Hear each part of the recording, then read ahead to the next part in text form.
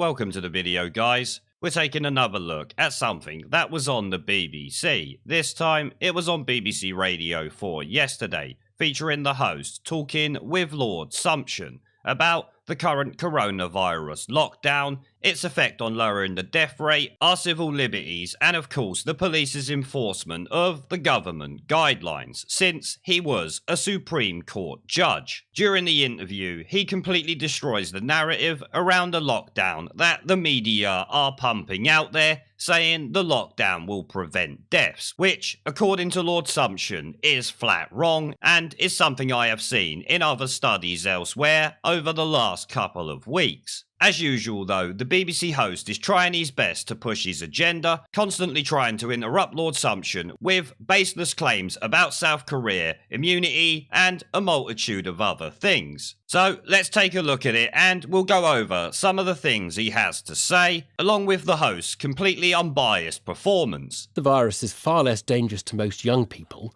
The whole population lockdown is way too much, and it's a view held by some inside Whitehall and outside. Among the critics has been Jonathan Sumption, Lord Sumption, former Justice of the Supreme Court, and I'm happy to say he joins us. I just wonder where you are on where the government is.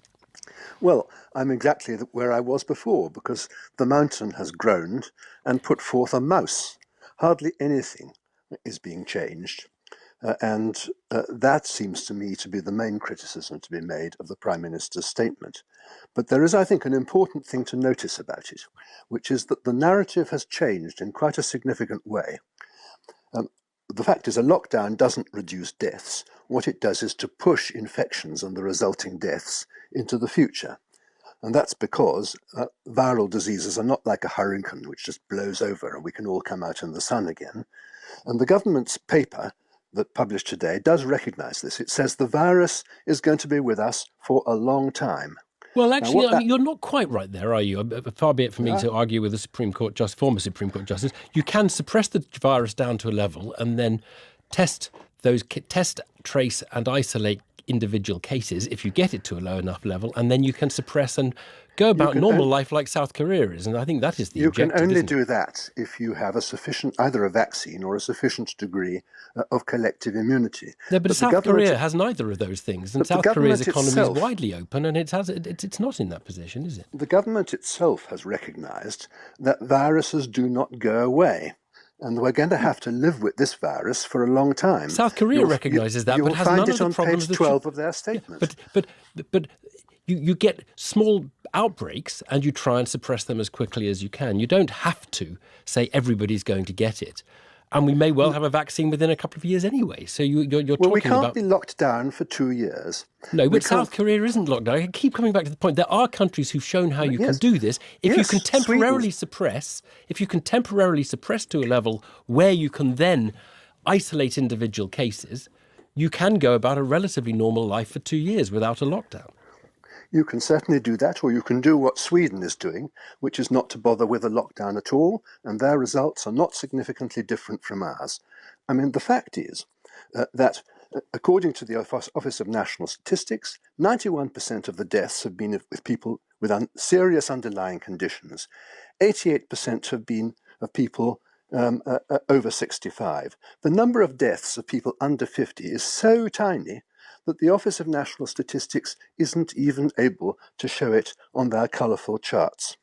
Yet it is people who are fit and under 65 who are being asked to sacrifice not just their liberty, but their jobs, their businesses, and all the ordinary collective activities that make life worth living for something that hardly affects them at all. So Lord Sumption wastes no time in pointing out that Prime Minister's briefing was overblown by the media, which is obviously a common theme with them during this situation. And we see it in this clip here from the BBC shitweasel, who is constantly trying to prove Lord Sumption wrong with claims about South Korea, which the BBC host even goes as far as to claim that they do not have immunity. I would love to know personally how he knows whether or not South Korea has any level of immunity to this current virus. because he cites them enough that he must be an expert on the situation in South Korea right now. You can literally tell the BBC host's agenda is to keep the lockdown in place for as long as possible. Maybe that is because they are getting record viewing figures during the pandemic, so it does give them a reason to extend the lockdown, keep everyone indoors, listening to the constant fear-mongering on TV. Lord Sumption obviously is not buying that and points out that lockdowns are supposed to be to allow the NHS to get capacity, which he points out it has plenty of now,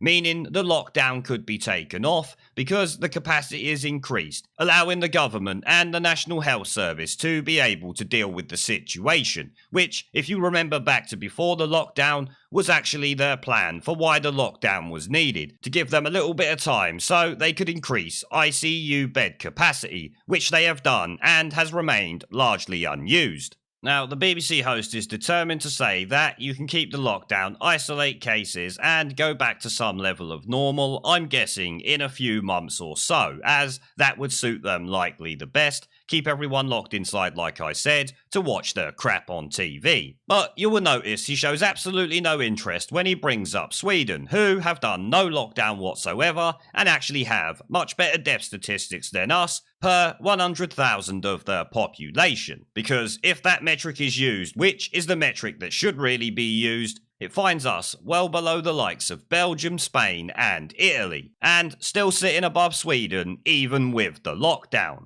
The best part of that clip, though, has to be the end, where Lord Sumption destroys the BBC shitweasel's argument by stating the ONS, or Office of National Statistics, figures that suggest the media have completely blown this all out of proportion and brought the government along for the ride, or they've allowed them to do it for some reason, it would appear. Lord Sumption is stating the figures there that suggest this has been blown out of all proportion. Because when all is said and done at the end of the day, it might turn out that the lockdown was actually more damaging to the country and to the health of its citizens than not doing one at all.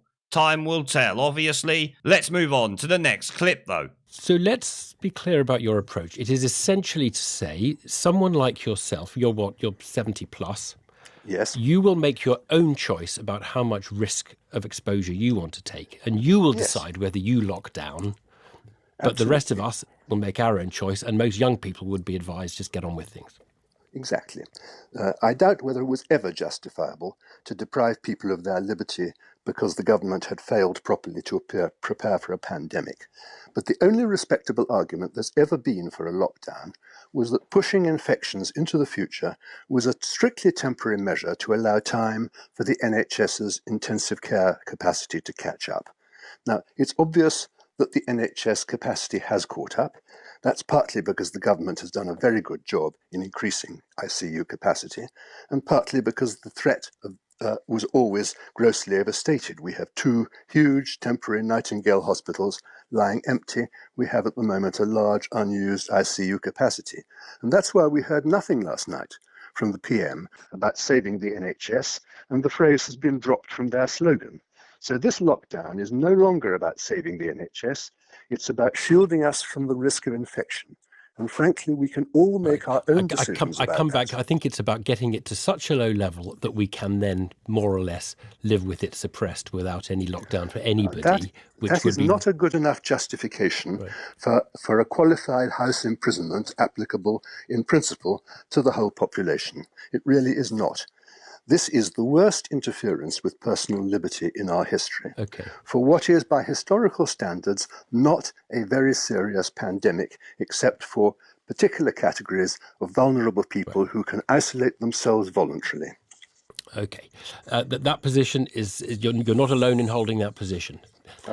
So you hear him point out there what many people have been saying, and obviously they have done in Sweden, which is to not lock down, let people go about their business, shield the ones who need to be shielded, and obviously, like Boris said yesterday, use a little bit of common sense. You have to remember, Lord Sumption is in one of these categories of so-called high risk, and himself is saying that people should be able to make the decisions they want to make and take steps to mitigate their own risk as they see fit, which is back to the common sense way of dealing with it. especially now, as he said, that the ICU capacity is well above what was needed and should see us through perfectly fine, which I think the government is also aware of, but might be too worried about media reaction if they just end the lockdown as it is. Because I'm sure if Lord Sumption is aware of this, then so are the people within the government. Some of it might be saving face, some of it might be something completely different. I haven't got a clue.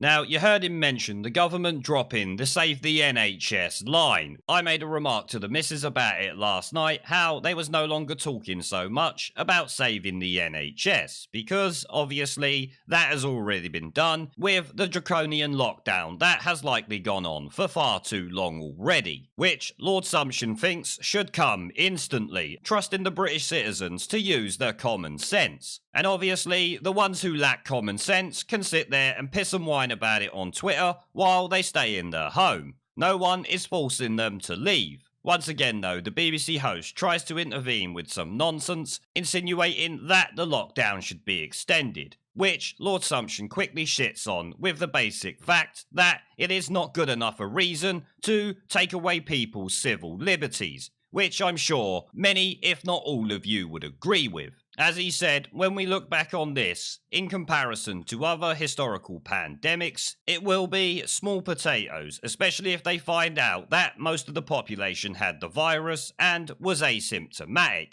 which there are studies to suggest is already likely, but we don't know for sure. But let's move on and see what he had to say about the police and the new guidelines, because obviously we know the police have been going on a bit of a mad one during this coronavirus lockdown. I do want to get some of your legal advice now. Now I know that you're just saying to the government, don't start from here, just scrap the lockdown, and that's all you need to do.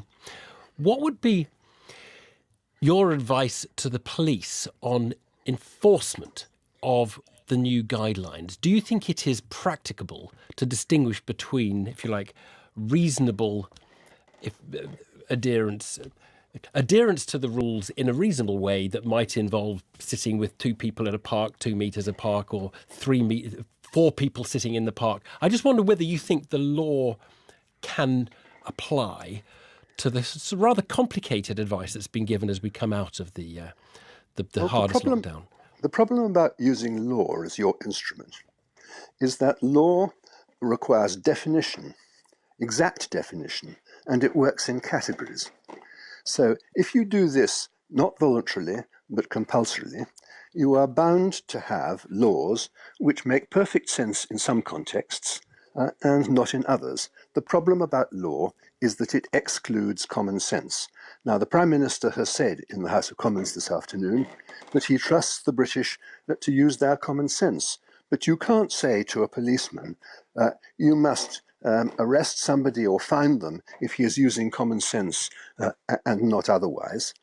The whole legal approach invites a collection of completely arbitrary rules unrelated to the underlying purpose of the regulations. And you couldn't have a more perfect illustration of that than the incredibly complex, utterly arbitrary distinctions contained in the government's document this afternoon, distinguishing between meeting one person and meeting 2 people, between meeting one person in your back garden and meeting one person in the street outside your front garden. I mean, these are illustrations of the kind of ridiculous distinctions that you get when, instead of resorting to common sense, you resort to law. So you would rather it was all common sense and no law than an attempt to sort of meld the two? I would, because I have every confidence that our sense of preservation and our common sense will enable us to get through this without the nanny state telling us at every point what we can and what we can't do, especially when so much of what they are saying actually makes no sense at all. Lord Sumption, interesting to hear you. Thanks so much. Thanks for joining us. Well, I would suggest that former Supreme Court judge is literally shitting on the government's attempts to make us going outside and meeting up with more than one person illegal. Because not only is it impossible to police, as I'm sure most of you are already aware, it lacks common sense and is completely ridiculous. I would have to say I'm inclined to agree with Lord Sumption on this simply because he is a judge after all and should at least have some grasp on what the law can and cannot do. To be honest, given the figures I have seen from the ONS and multiple other studies that are suggesting social distancing was enough, if the government will not release the lockdown completely, then we should at least be able to make our own decisions around seeing family members and meeting up with friends, while of course observing some social distancing, as we've heard from Lord Sumption during the clips that I've shown. The BBC host was as disingenuous as ever, but that shouldn't really be a surprise to anyone. It seems to me that the media want this lockdown to continue, possibly for years and years. They must be loving the viewing figures that they are getting now on the news broadcasts, and I expect TV shows in general. But on that note, guys, I am going to end the video there. Now, before I go, I've started doing live streams and uploading gaming content on my second channel. If you would like to come and join me for a live stream to chat in real time, have an interest in gaming related content on YouTube, or just want to follow me over there because you are a legend, the link will be down in the video description below and as a pinned comment. I hope to see you all there. Now, as always, before I go, I want to thank our PayPal, Patreon, Subscribestar and YouTube members for supporting the channel, along with everyone who watches my videos. Remember to let me know what you guys think down in the comment section below. Leave a like, subscribe with the notification bell and share this video as it helps the channel a lot. And I will see you all in the next one. There is a pattern consistent throughout history of oppressed people turning on the oppressors. Slaves against their owners, the peasantry against the feudal barons, colonies, Mr. Verhofstadt, against their empires. And that is why Britain is leaving. And it doesn't matter which language you use, we are going and we are glad to be going. We're off.